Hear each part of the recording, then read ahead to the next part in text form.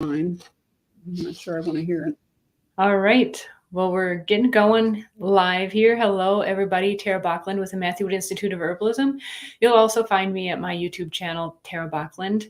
And so happy tonight to be here with Cynthia Koons, who at the Matthew Wood Institute of Herbalism was a co-teacher with Matthew Wood and Jennifer Tucker on a very special class and on St. John's wort, which was really fascinating. And I'm really grateful that you came on. You're joining me tonight after, from what I assume, a full day of work. And you're joining me here to talk and share about your experiences as a nurse and herbalist. So thank you very much. No, I didn't work today. I'm retired, and actually had acupuncture this morning and a massage this afternoon, so I should be in good shape. Oh my God, that sounds like heavenly day. I don't know how you're awake right now. That's the question. Yeah, well, I'm awake. So let's start out. I'd like to get a little background to give kind of paint the picture for people. So where did you grow up, first of all? Where are you from? I live in the town in which I was born. How incredibly provincial is that? Let me see. Back when I was in high school, before any of you were born, a girl's choice of career was nurse, secretary, hairdresser, or school teacher. And that was about it. And I chose nurse. So at 17, I started nursing school. In 19, I graduated. Next year, it'll be 50 years that I'm out of nursing school. So you've seen a lot of stuff. A lot of changes, tremendous changes for the better. True. Mm-hmm. So what area of nursing did you start out in, and did you end up kind of specializing? I had a lot of jobs in a lot of places. The bulk of my career was in the emergency room, a lot of it night shift. The last chunk of my career was same-day surgery at Geisinger Medical Center in Danville in central Pennsylvania. It's a huge teaching hospital in the middle of nowhere. And COVID ended my career. I turned 65 in 2020. COVID started that February. I mean, it pretty much shut us down. They stopped doing everything elective, and I was going to be 65 in September, so I retired. But in between there was my herbal career. Mm-hmm. So I'd love, let's get into it. When did you start in herbalism? At the fin de siècle, at the end of the last century. My husband retired, and he decided to go to school to become a massage therapist at Mount Nittany in State College. He brought home a brochure in which was Jennifer Tucker's herbal simpling class. It was 1 8-hour Saturday a month for a year. And I took it. My employment status at the time was not full-time. I got fired in 2000. That's another story. So I took Jennifer's class, and the rest is history. So your husband brought home the brochure. Did you both go, or did you just end up going? No, he went. The classes weren't on the same day. He went I think he went every Saturday for probably a year. That was before massage therapists were licensed, and he only took Swedish massage and reflexology, and then he got tired. At that time, it was about a 90-minute drive, and he got tired of that. So he did some low-key massage out of the house here for a while. But I continued on with my herbalism. Being a registered nurse in standard allopathic medicine, I saw the results of allopathic medicine, much of which was less than optimal. I also don't tolerate prescription medications well myself. Virtually in your own body. And I have seasonal allergies and restless legs and asthma. Jennifer introduced me to the St. John's wort oil for my restless legs. And I had a private consultation with her. And so part of my package was this little tiny bottle of St. John's wort oil. And I brought it home, and at bedtime, I would take out the dropper and put like 3 tiny little drops, and it worked. It worked fine. But I used it up pretty quickly, and I called her. I said, I need more St. John's wort. She said, no, that's up to you. You got to figure it out. But at that time, Frontier still sold infused St. John's wort oil, not essential oils. We don't do any essential oil. It was $8 an ounce, but it was extremely concentrated. It looked black. That's how concentrated it was. So I would take that 1 ounce of their infused oil and dilute it to 8 ounces with, at the time I used grapeseed oil, and it worked fine. And so I was off and running. Well, then there's a bicycle trail up above how do I say this? 2 hours from where we live, let's say. And so we would go and ride the bike trail. And lo and behold, what was growing alongside the bike trail was St. John's wort. I was like, wild, like, oh, look. So I started out picking it as we were riding and just kind of put it in my backpack, come home and put it in oil. Well, the next time we went up, I took small jars of oil with me, and we'd pick the St. John's wort and put it in the oil and bring that home. We did that for 4 years. The 5th year, we went up in June to ride the trail and pick the St. John's wort, and it was gone. And I was thrown into an absolute panic because my restless legs were totally controlled by the St. John's wort oil. And thoughts of living without any St. John's wort oil was not going to make me happy. Fortunately, I did have an extra quart of oil from the previous season that got us through. Then, oh gosh, I don't remember. We're talking 24 years ago. At one point, well, even today, St. John's wort is considered a noxious invasive weed by the United States Department of Agriculture, and you cannot buy seeds or plants in this country. So I had them imported. I had seeds imported from Richter's in Canada. Richter's, they sell seeds and plants and all kinds of cool stuff. And I paid a guy to germinate. It's tough to germinate St. John's wort seeds.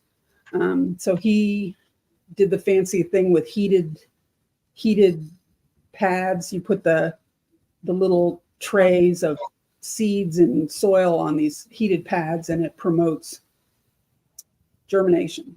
So we were off and running. I had a huge flower bed in my front yard, which faces due south. So in June, July, and August, the sun, it's like Sicily out there. It's hot and sunny and dry. And I had that St. John's wort. At one point, Jennifer drove here. She's an hour from me, hour and 20 minutes from me. And she drove in here, especially we were waist deep in St. John's wort, like is on, what's her name's book? Rosemary Gladstar's book. If you see in the back cover, she's waist deep picking St. John's wort. And so I would do, at the peak of my herbal career, I was infusing 5 gallons of oil a season. That's a lot. Were you using it all yourself, or were you made salves? I make a baby butter that's just calendula and lavender, a basic fundamental skin healing salve. And then there's Mimi's Boo Boo Goo, which is one step more. It starts with lavender, Boo Boo Goo, and the baby butter. The calendula lavender salve I call baby butter, and for buttering babies, not butter made of babies. And then Boo Goo was one step more. It started with calendula and lavender, and then I would add other vulnerary herbs as they became available. There's prunella that grows wild here pretty readily. What else? Calendula, lavender, some comfrey, Oregon grapefruit.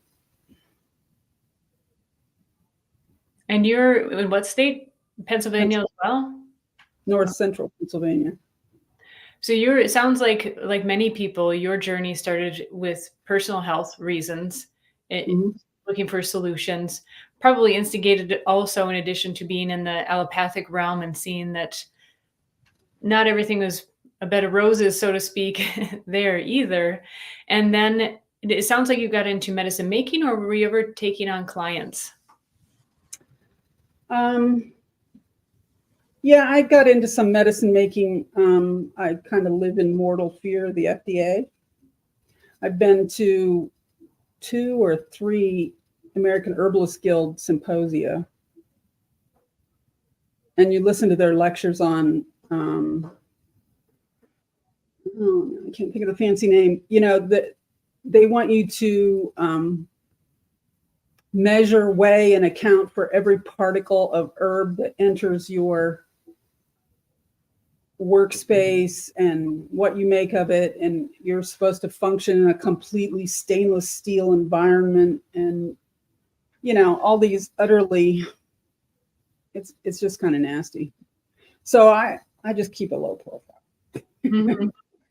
So maybe what we would call family herbalist. Yeah. And you had mentioned right before we started talking that you might have done things, you kind of hinted at that you might have done things differently looking back. Do you mean that maybe you would have started doing herbalism earlier, or would you mind sharing what you meant by that? Yeah, I mean, just education in general. At the turn of the century, I was still young enough. And actually what I did first was I went back to school to get a bachelor's degree in nursing, which was primarily designed to make me eligible to attend acupuncture school. Because I first went to an acupuncturist, I was 50 years old and had some fairly intractable, not fatal, but extremely pain. I had shoulder pain, couldn't live with it. And the acupuncturist treated me the first time and the pain went away instantly. That first treatment. She was impressed. She said, you need to go to school. She said she'd never seen anybody respond to treatment as rapidly as I did. She said, she, like most of the world, assumed that I had a bachelor's degree because I was a registered nurse, but I didn't. I'm an old-time nurse. The old-fashioned traditional means for becoming a registered nurse was to attend a hospital-based school of nursing, which got you a diploma, which made you eligible to sit your boards and be licensed as a registered nurse. But it's not done that way anymore. People go to college now. You go to college, you get a BSN, then you sit your boards and you get your license. There you have it. Mm-hmm. So, but it took me 5 years to finish my BSN.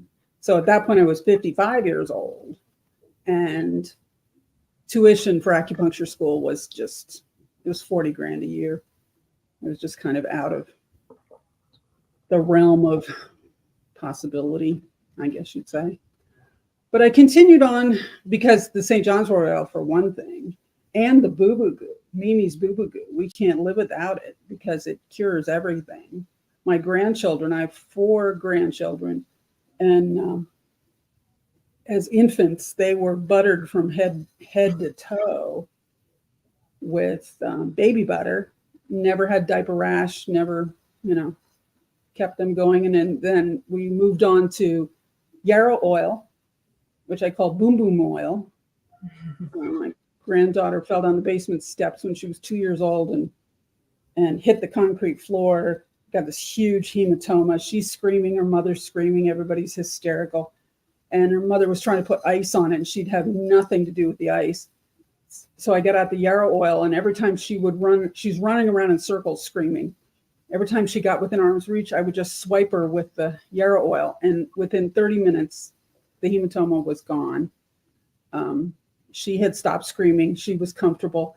The discoloration remained, and it migrated down her face over time. But I've used it on the neighbor kids. I'm a nanny to 2 little boys, so we use lots of boom boom oil. They're forever, getting clunked with something or fall down. So yarrow oil, boo boo goo, baby butter, St. John's wort oil. And then I make tinctures for my seasonal allergies. Although I haven't been very good about it lately. The hiking in the woods deal, like all good herbalists should be doing. I look at the woods and all I see are ticks and poison ivy. I don't want to go there. Some of the stuff, lobelia inflata tincture, which breaks bronchospasm of asthma, works wonderfully well and doesn't make your heart pound. But you can make a perfectly acceptable tincture from dried lobelia that you purchase. Therefore, I don't go out. Plus, lobelia is hard to find. It's not, it doesn't grow, not like yarrow. Like yarrow, we have lots of yarrow, lots and lots of yarrow. I can cut all I want. I dry it for tea, infuse it in oil, and don't have to worry about depleting the yarrow crop, because it's very, very sociable, very friendly, and it grows nicely. Lots of places around here. We're temperate, we just finished a winter without a winter, and it looks like we're going to have an early spring. Same here in Minnesota. It's kind of crazy. It is. We got to have another blizzard. It's only the beginning of March. That's what I've been wondering is, it's March and we could very well get feet of snow still. Pennsylvania lost all their cherries last year because we had an early spring. The cherries blossomed, and then we got slammed. And South Central Pennsylvania grows Boku cherries. That's their whole meat and potatoes, and they lost them all last year. That's super sad. Yeah, it really plays havoc with the fruit trees, peach trees, apple trees, everything. We had this early spring, and they all go, oh, it's spring, and they shoot out their flowers, and then boom. Well, let's pray that doesn't happen, because that would be sad for a lot of people, a lot of critters too. Can I clarify some of the timeline? It sounds like in 2000 was when your husband brought home the brochure. And actually, it was more like 98. Oh, 98. At the turn of the century, 98, I think. Had 99. you already been through the bachelor's program, or were you going through it at the time? No, I didn't start the bachelor's program until 04, 05. I graduated in 10. Yeah, we must have started in 05 because I graduated in 2010. Okay. So in hindsight, are you saying that you wish you had just gone into more herbalism or what? Yeah, the herbalism, just for my own personal well-being. I like to have the control. All control is an illusion, but having to depend on an MD with a prescription pad isn't any way to exist. So between the St. John's wort oil, the yarrow oil, and the lobelia tincture, not to mention skunk cabbage root tincture, skunk cabbage, what else? Three things. This is for the asthma? Mm-hmm. Asthma? No, for seasonal allergies. Oh, seasonal allergies. And the other root. Oh, Japanese knotweed, which is a horribly invasive and noxious weed. Farmers despise it. Mm-hmm. And so you find a patch of Japanese knotweed on a farm someplace, and you go ask the farmer if you can dig some up, and they will, kiss you and give you a $5 bill. Right. Unfortunately, the more you mess with it, the more it spreads. Yeah, nature's smart. It's in a lot of supplements these days too.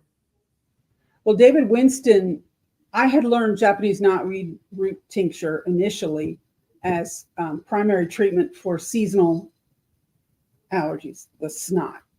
Mm-hmm. But David Winston claims that Japanese knotweed root tincture is basically good for what ails you. Mm-hmm. It's antioxidant, anti-inflammatory, anti-everything you don't want. Yeah. And I don't know of any side effects or any, I don't even know what the end point is for overdose. Now with lobelia inflata, Jennifer always taught that the end point of lobelia tincture is vomiting. But I've never experienced that. I was hospitalized with pancreatitis, puking my guts out, and my asthma was roaring, and I had my lobelia in my hot little hand, and the vomiting came because of the pancreatitis. Right. That was pre-existing, and the lobelia didn't make it any worse, and it snuffed the asthma. It snuffs the bronchospasm without giving you the tachycardia that comes with albuterol. The only downside, which isn't really a downside, but the lobelia tincture sublingually doesn't last as long. Like albuterol will last 3 to 4 hours usually. The lobelia, you might need to use it every hour, but I don't see that as a problem. Not a big deal. No. If you need to use it, use it. Did you ever share what you were learning with your colleagues in what you were learning in herbalism? And were they open to it? Somewhat. Some of them are. The Boo Boo Goo was a big seller. It still is, actually. A nurse I worked with, her sister had to have radiation therapy years ago. And I just said to her, here, give this to your sister, tell her to put it on after her radiation treatments. Her sister is a laboratory technologist.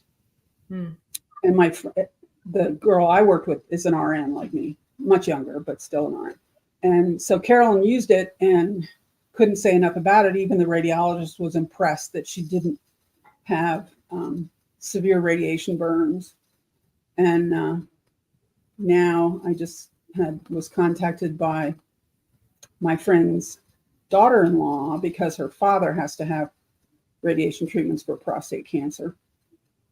And Carolyn told her to get a hold of me and get that stuff. Yeah. Well, how could you forget Boo Boo Goo? I mean, that's a great name. Mimi's Boo Boo Goo. I'm Mimi. My grandkids call me Mimi. That's sweet. Yeah, I think that's another way that people get introduced to herbalism is, you stumble upon or something, you have it, I remember the first time I experienced herbs that I remember was from one of my host moms. I was an exchange student in Brazil back in the day.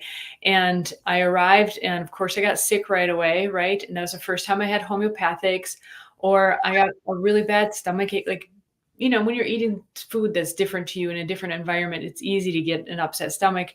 And I had a lemongrass tea that was just heavenly. And, that it kind of opens your mind and your eyes to, wow, there is something to this world that even if you have no idea, it just like opens up a door or a window. Mm-hmm. So I could see that being really, really helpful. So we have a number of nurses that have gravitated towards the curriculum at Matthew Wood Institute of Herbalism. And some of them are kind of what you expressed, that, they're in the allopathic realm and they're just not happy with what's going on, in their own words for different reasons. Was it difficult for you to continue as a nurse while knowing how herbs could be so helpful? Yes and no. The job I got fired from in 2000 was a combination of using oh, I can't remember the flower essences. Starts with a B. Dr. The Bach? Yes, Bach. Flower essences and getting caught in the crossfire between two lesbian managers. End result being me out of my ear. So that kind of, that combined with my fear of the FDA, I keep kind of a low profile. I don't advertise anywhere. Mm-hmm. There was one summer, I have a friend who makes soap. I do not make soap. Mm-hmm. She makes soap for a living. I mean, she makes it big time. This is her meat and potatoes. And she would go to this farmer's market every Saturday. So the one summer she said to me, I'll set up a tent for you. You come, I play hammered dulcimer. So I would play hammered dulcimer and I would have samples of my salves and trying to promote them. And it didn't work. It didn't happen. I've handed out countless numbers of business cards. And I'd hand out samples and they never came back. And I did that one summer, got up at 7:00 in the morning on Saturday morning in the summer and went and hung out with her at the farmer's market, but it didn't take off. It didn't go anywhere. Then for a very brief period of time, I taught pathology to massage therapy students at a school down the road a little bit. It was the school doesn't exist anymore.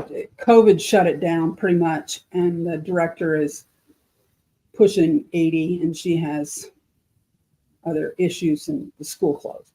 Yeah. And she used to stock it, and she used to sell quite a bit, and her husband used the St. John's wort oil, and so word of mouth, people would buy it. I get phone calls from time to time.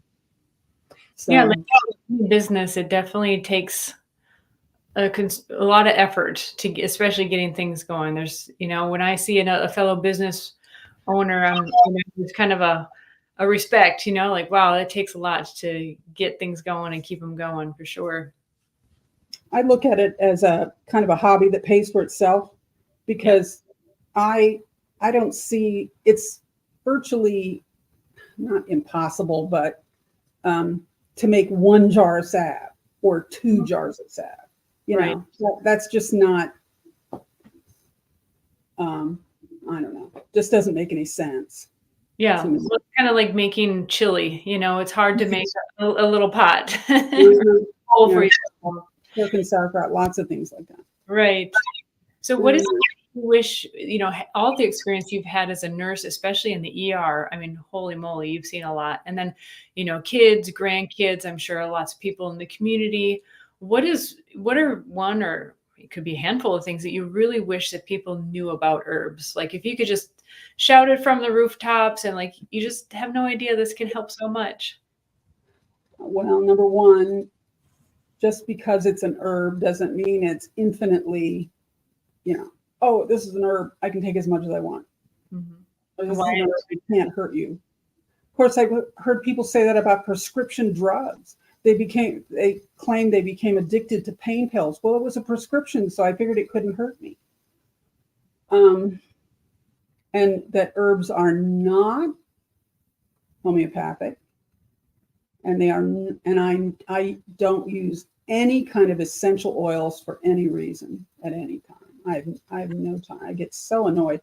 Why would you take 1,000 pounds of tomatoes and distill them into a 1 ounce bottle? Essential oils are developed for the perfume industry. That's where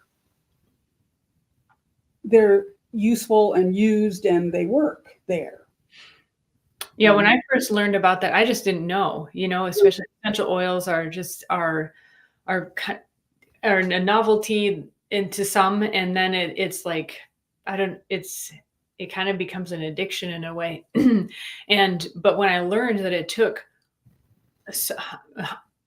often hundreds of pounds, just small amounts, I was like, Yeah, that doesn't, you can get the effect with Yeah. tincture. You can use far Or less. essential oils. I started out using grapeseed oil from Camden Gray in Miami.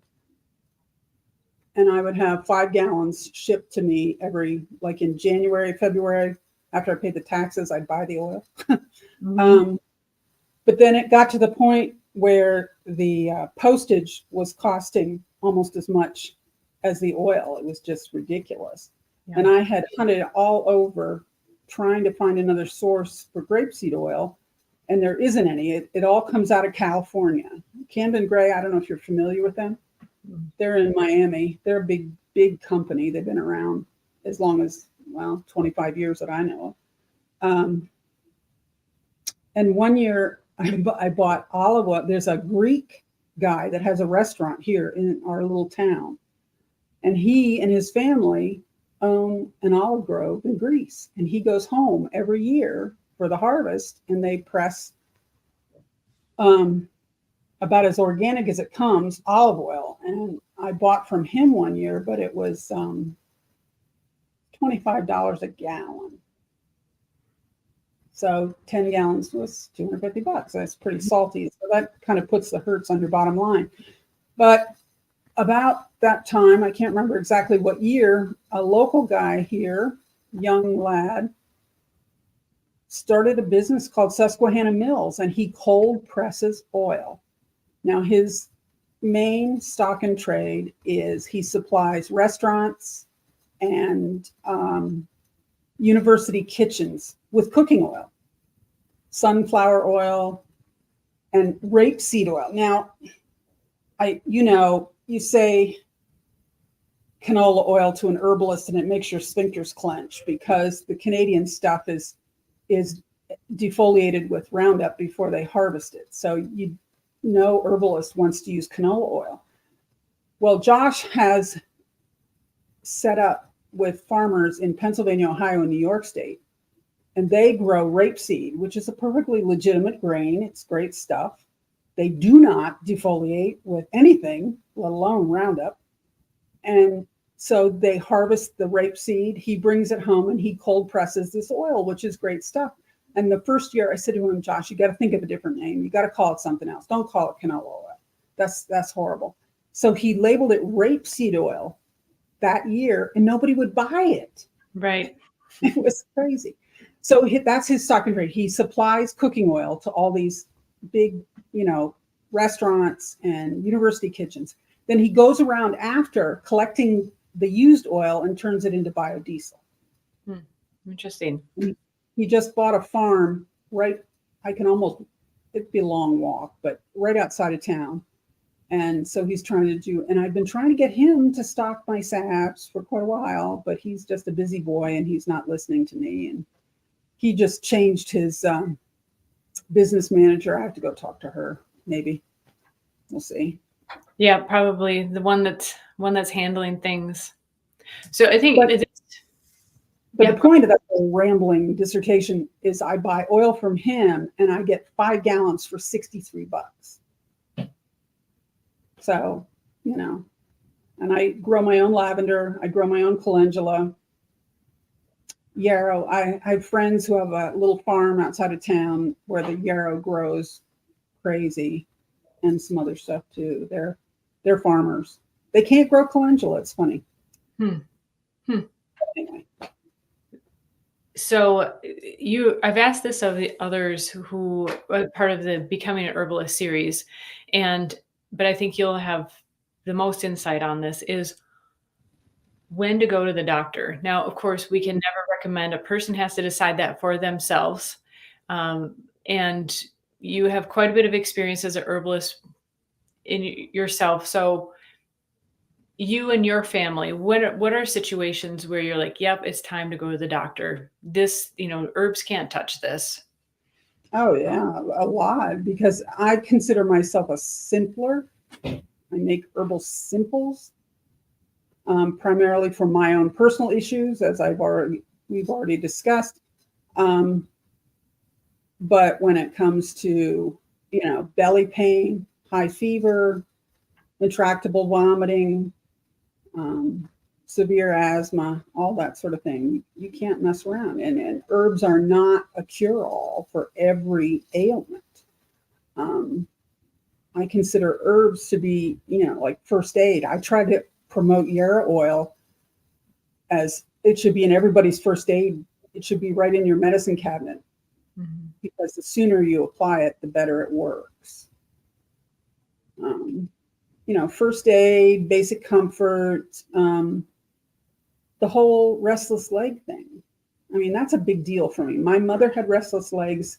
The MDs fed her Valium to shut her up and get her out of their hair. And I had restless legs all my life until I was 40, I think, when I studied with Jennifer. And the St. John's wort was just nothing short of miraculous. I can't live without it. So those kind of things that the MDs can't fix. Now in recent years, I don't know how long it's been, 15 years or so, somebody got the brilliant idea to dispense Lyrica to people who complain of restless legs, because it is a anti-seizure medication. And up until that point, most MDs wouldn't even acknowledge the existence of restless leg syndrome. Wow.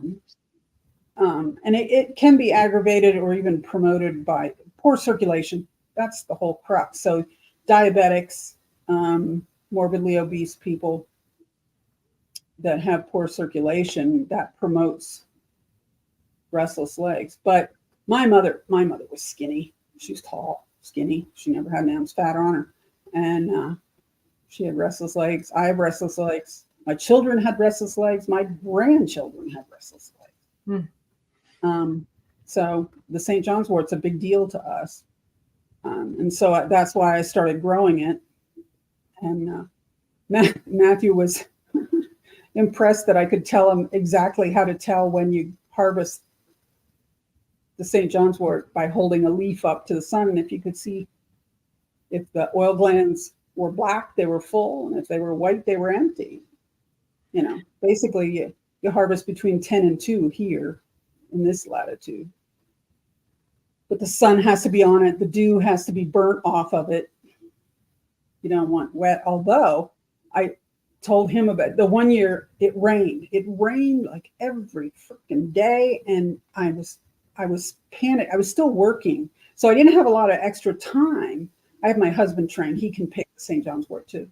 And I was just about beside myself. We were going into July and I hadn't gotten much picked. So I cut stemfuls of wet St. John's wort, put them on aluminum cookie sheets, and set them in the bed of my pickup truck, which has a black liner. And see, the oil had already risen in the plants. And when you cut the plant, the oil stays there. It can't run back out. And so I basically fried them in the bed of my pickup truck and then turned around and infused them in oil. Other herbalists, I've seen herbalists say you have to let the flowers wilt before you put them in the oil because of the water content. But I have personally had gallon jars of St. John's wort oil that has sat on the shelf in my black, dark basement from one season to the next season, sat undisturbed in the dark. And if you held the jar up, at the very bottom, you could see this thin layer of water. But water and oil don't mix. And left undisturbed, the water will settle out. And I mean, that much water in a gallon, you understand, just a very small amount of water, but still. So then you just carefully decant the oil off the water and life is good.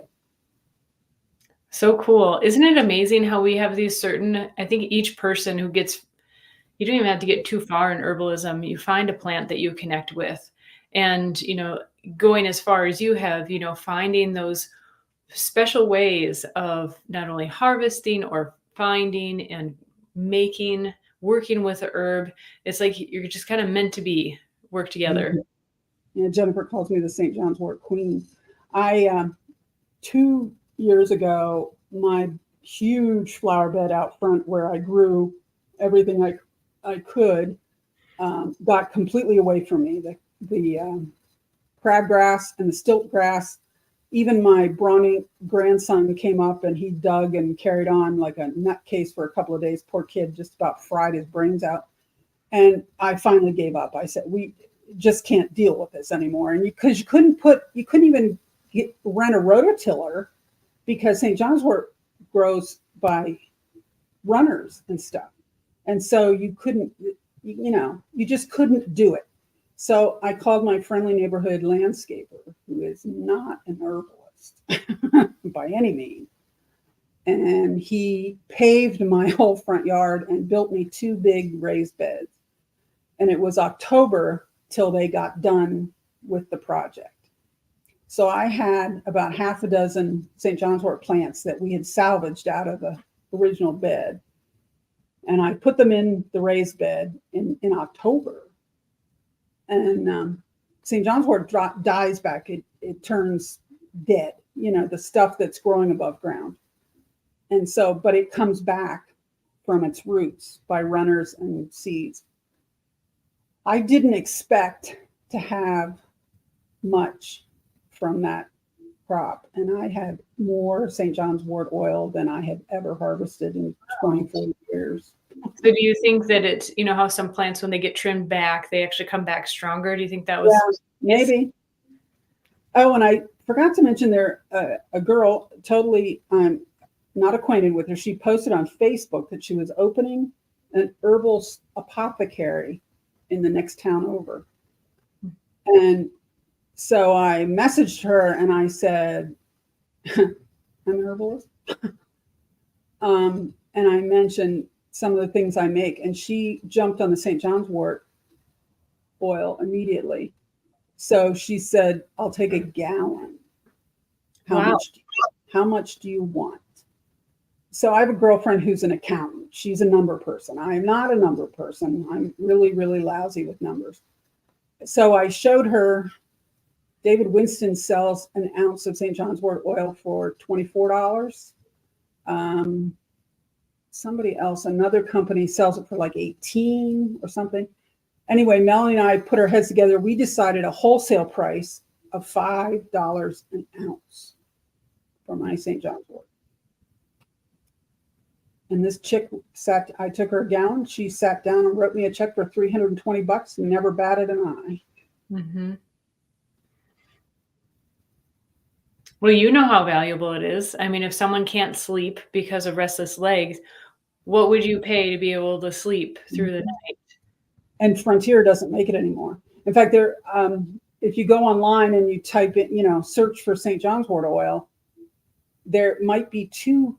The last I looked, there were 2 companies on the West Coast that listed it in their that listed that they had it. But if you attempted to order it, it would say out of stock. Mm-hmm. Yeah. But David Winston has it. I haven't looked at his stuff lately. Alchemist, Herbalist and Alchemist. That's his stuff is all real pricey. It's great stuff. Yeah. Well, do you just use the flower petal or the flowers themselves? Because that's very laborious. I mean, just picking. No, and the other thing I do is I triple infuse my oil because I usually have a great deal more flowers than I can afford oil. I can only afford, so that's the end point. I can only afford so much oil. So I have these gallon glass jars, clean gallon glass jars, and I'll fill them maybe half full of the sunflower oil or whatever oil I'm using. And the first thing, every ounce of oil I buy gets infused with lavender. I am firmly convinced that the lavender helps to preserve the end product, besides its own vulnerary properties. So the lavender blooms the end of May. And so I infuse lavender until the St. John's wort starts to bloom. Then I strain out the lavender and I take that oil and I have a gallon jar, about half full of oil, and I start picking St. John's wort. And every morning around 10, 10:30, 11, depending on what else is going on that day. We pick all the flowers that are, but I don't, take tweezers and pluck each flower. I just grab that and any leaves with it, because you can see the black spots on the flowers, and you can see the oil glands in the leaves. And I throw them in that oil, because typically, things are a little more laid back now that I'm sort of retired. But for a long time, I only had so much time, and it's like, get her done. Don't have time to piss around. You got to just get it done. So I pick until it raised the level of the oil, so that jar was like full. So then I would bring that in and I would strain all that off. I had this really cool jerry-rigged affair to suspend that flower mass overnight, because there's so much surface area and it holds a great deal of oil. Now, some people use presses, but I've never gotten into using a press. Whatever. This works. Squeeze it or somehow empty it. You get most of the oil, but there can be an ounce and a half left in that plant material. So I just have this thing, it sits on my counter overnight. And then by the next morning, when you inspect the plant material, you can see that there's no oil. It's all dripped off. So then that's the first infusion. And so, I take it. So you don't let it sit for several weeks. You just pick over days. It will sit for it probably takes 2 weeks or 3 weeks. Okay. So and I'll have multiple jars going. So then I strain out, and I'll do that 3 times for each jar. Wow. And just keep picking until the jar fills up, strain off that oil. And my oil is pretty dark. I think I have some here I can show you. People are going to love this. So maybe you can't hear me at this point, but I'm wondering how you stumbled upon, or did you stumble upon the lavender base? Oh, I gotta get light shining through it. Wow. Let me turn this lamp around here. It's like the color of your hair. Yeah.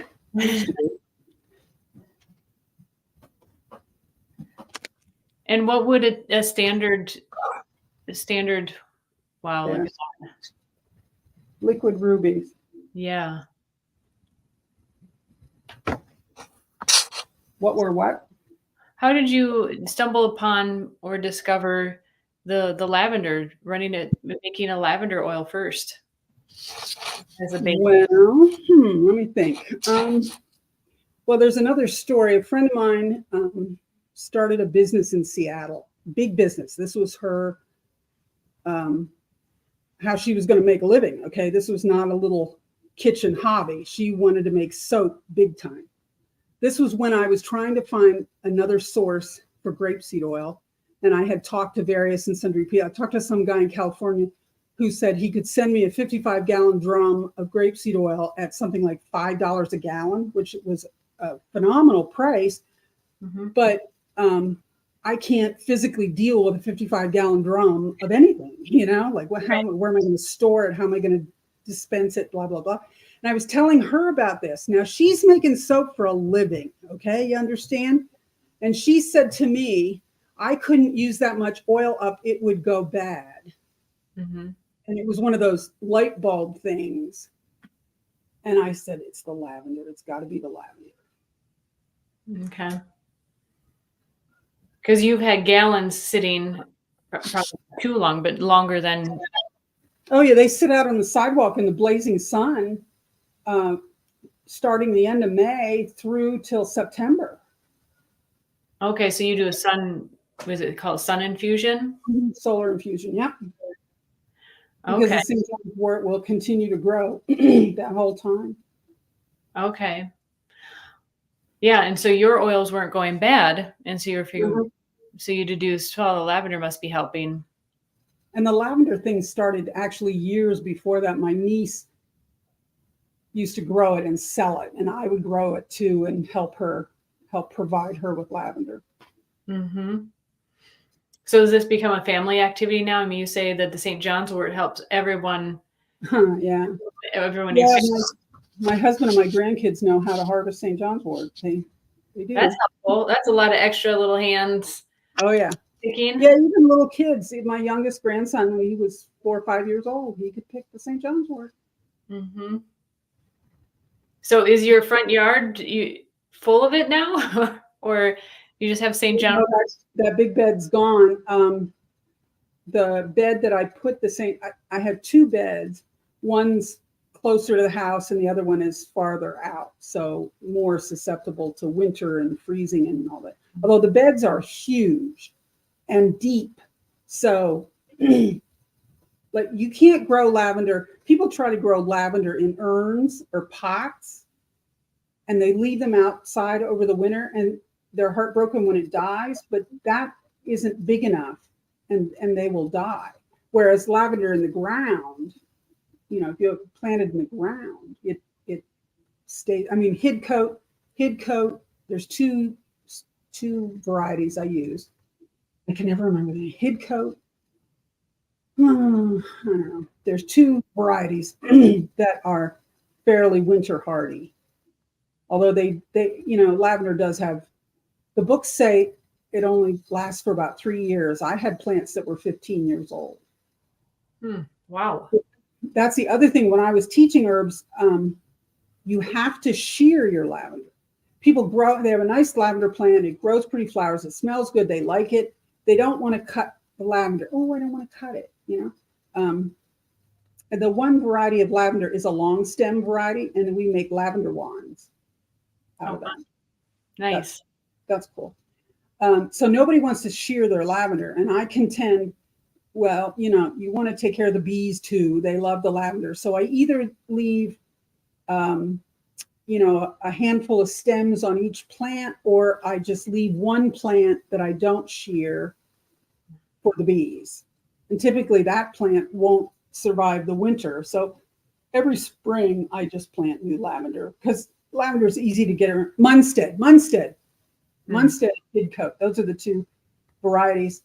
And it's easy and cheap, relatively cheap. You buy plants in the spring for $5, So you've had better luck with them. That's how you get them to last 15 years, is by shearing them. They have to be sheared, and then when they get to be 5 or 6 years old, you have to clean out underneath them. They'll collect leaves in the fall when the leaves are blowing around. The lavender plants will collect all this garbage, and there will be some gnarly bits. You just have to kind of prune them and tidy them up a bit. And I had them that were 15 years old. It sounds like you're the St. John's wort and the lavender whisperer. Well, and it's just a matter of supplying it yourself, because in the beginning, when I first studied with Jennifer, I didn't know what I didn't know. I knew nothing, absolutely nothing. And so she taught herbal simpling along with wildcrafting, kind of all together. And at that time, in my mind and in my locality, there was no place for me to wildcraft. So I would buy dried herbs from the place in Iowa, Herbalcom in Iowa. Okay. The Frontier is also in Iowa. So that's what I was going to guess.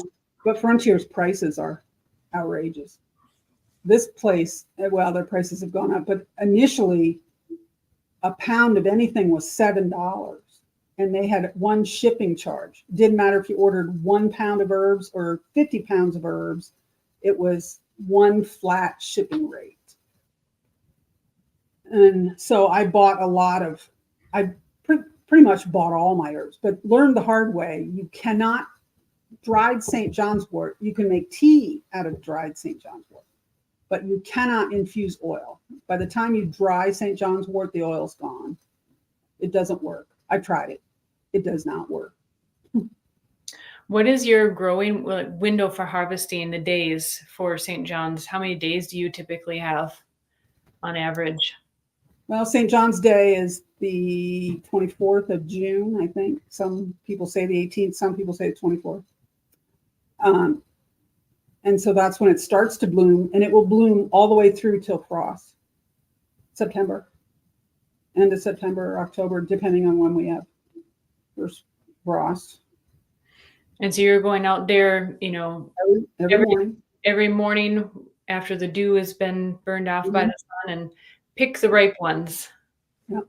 Yeah. Just pick, because every morning it puts out flowers, and you pick those flowers today, and tomorrow there will be more flowers. And that's the other thing. When we were picking it on the bike trail, that was technically illegal. You weren't allowed, or you weren't supposed to remove anything because it was state land.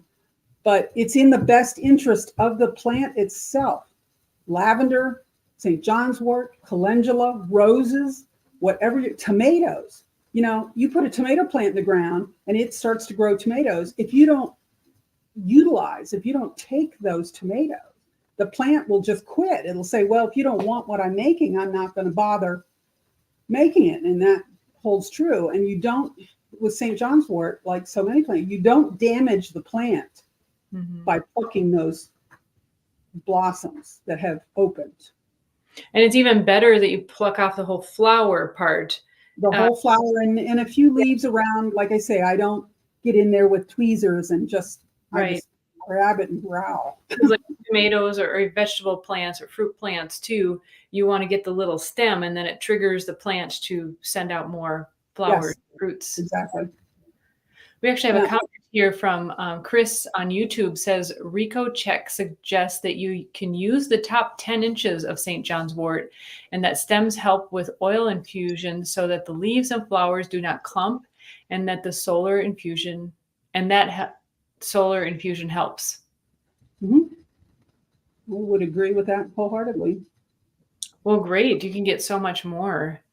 And then towards the end of the season, when you're coming down to the wire, I will take scissors and cut down. And you can always double check yourself by just holding up a leaf. And if those little oil glands are black, you're in business. Mm-hmm. Yeah. Wow, it was so cool. What's so interesting through these interviews, each path has been so different, and it's really, I think most of the interviews I've done, they didn't know from the outside that they wanted to be an herbalist, or that they wanted to be an herbalist. It kind of found them along the way. And a lot of it starts out with a personal journey, self-healing, and whether you become a practitioner or making products or serving your family or greater community, it's so interesting how it's kind of a discovery process along the way, peeling back the layers in your own life. Yeah, I actually had an offer at the point at which I was still investigating going to school to do acupuncture. Became acquainted with a girl in Hawaii, and we used to talk herbs. And she became, and still is, a licensed acupuncturist. In fact, she's a doctor of Chinese medicine as well as a licensed acupuncturist. And when she first set up shop, I said to her, you need an herbal pharmacist, and you need a secretary to answer the phone and make your appointments and keep. And she goes, come and get it. Mm-hmm. And here I am, still in Pennsylvania. Oh, so that was the opportunity was in Hawaii? Mm-hmm. Yeah. Well, there's something to say about, having someone work the office and work the apothecary. They got to know their stuff, answering a phone call. If someone's like, do you have this? And, some herbs go by 5 names, and just knowing how to describe things, it's very valuable. Yeah, the chick with the apothecary that bought the St. John's wort oil, I haven't heard from her since, but I also have not gone into the store either. She's as well. She proposed this apothecary, but she's a Bible thumper besides. Had you been into the store yet, or just I was there her opening day, and a couple days after I took her some other stuff.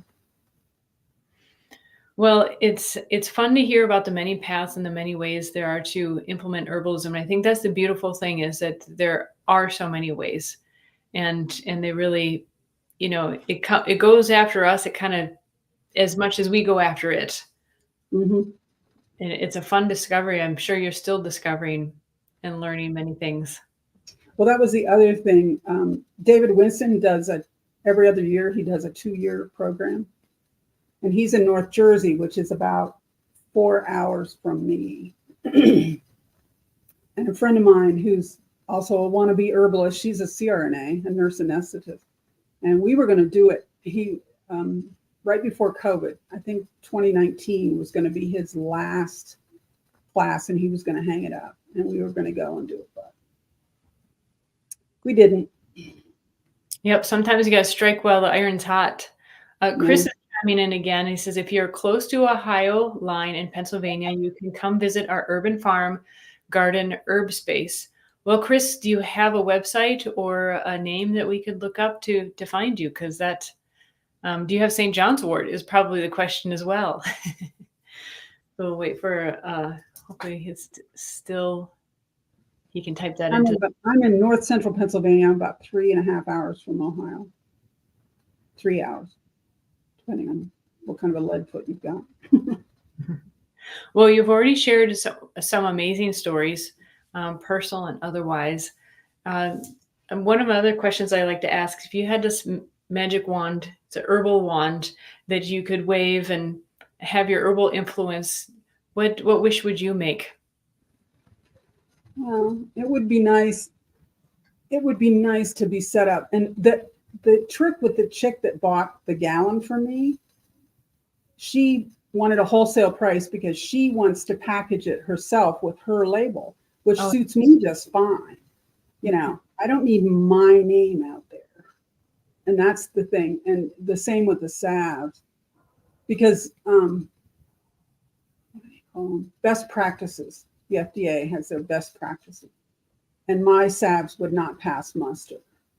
You know, that kind of thing. That's the thing that spooks you, is to be able to get around all that. Avoid it. The urban moonshine people in, where are they, in Vermont? I love them, yeah. They got into it also. It was their bread and butter. It was not a kitchen hobby. And so they went by the book, totally. Everything, start to finish.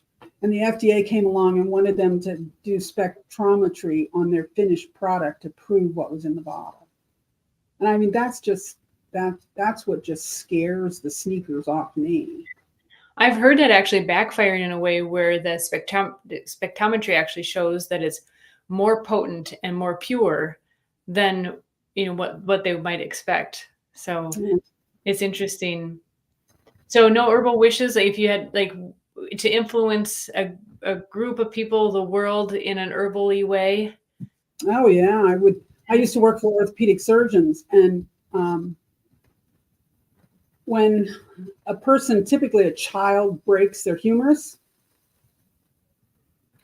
the bone bleeds tremendously. They get a huge hematoma, and the remedy is surgery. You have to go in, you have to make an incision, you go in and you put a plate and screws in order to mend the bone, and then it gets put in a cast. Well, they have to fight their way through all that blood clot to get, you know, and it keeps bleeding and bleeding. You know, you have pressure. If I could wrap that arm in yarrow oil in the emergency room up until they go to the OR, they wouldn't have to fight all that blood clot. The thing now, but see, that's the thing with the yarrow oil for that sort of thing. You only use it for 24 hours or less. You don't use it beyond that, because then it will inhibit healing. You only want it initially to stop the acute bleeding. I mean, it's Accolea millefolium, named for Achilles, and it supposedly will staunch the bleeding from sword thrusts, but I don't get much call for that. Thankfully, we're out of those days pretty much. Yeah, now it's just AR-15s, and they blow people away. But yeah, you know, stuff like, I mean, that's basic.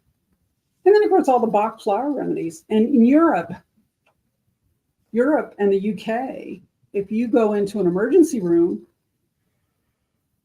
the front desk clerk will administer Bach's rescue remedy the minute you walk in the door. Isn't that amazing? In this country. And it's crazy. That and homeopathy. I mean, homeopathy was developed by Hahnemann, and he was an MD. And my current boss is an alum of Hahnemann and Hahnemann Medical Center, and neither exist anymore. They're closed. But Samuel Hahnemann was an MD, and he developed homeopathy. Yeah. And I know this much about homeopathy. Yeah, it's a huge topic. This Chris that has been chiming in says, I actually sewed a sword wound, retired super nurse. How about that? People horsing around, or she was overseas somewhere, or yeah, that horsing around probably is a good guess. Well, Cynthia, each interview is so different and fascinating. I really appreciate you joining me tonight, especially after massage and acupuncture. You could have just said, I'm going to bed. I should be in prime fit. Yeah. Whatever. Chill and mellow. Okay, Chris did come back. Teenager cosplay? Horseplay. COZ. I don't know if it's short for something. Yeah, probably horsing around sounds about right. Mm-hmm. So thank you so much. It's so interesting to hear each person's own journey and own path. And you shared a lot of gems regarding your oils, and you could easily keep those close to your chest. I find that herbalists are some of the most generous people and really want to share and give and help others. And I think you certainly did here tonight. There are going to be people who are really going to benefit and really appreciate what you've had to share. All right. Very good. Thank you. Thank you very much. And, sorry. I will end it here, but we'll have still a few moments to chat after I end the broadcast here. Okay. Have a good night, everybody who's tuning in. Chris, thank you for chiming in. That was really interesting to hear from you. We always hear, you can, by the way, I can see your comments and questions. So if you're catching the recording of this and in the future you want to chime in, know that you can turn on your notifications and attend a live broadcast. And we love to hear from you. So go ahead and subscribe, turn on the notifications that wherever you're viewing this, and we'll see you next time. Bye, everybody.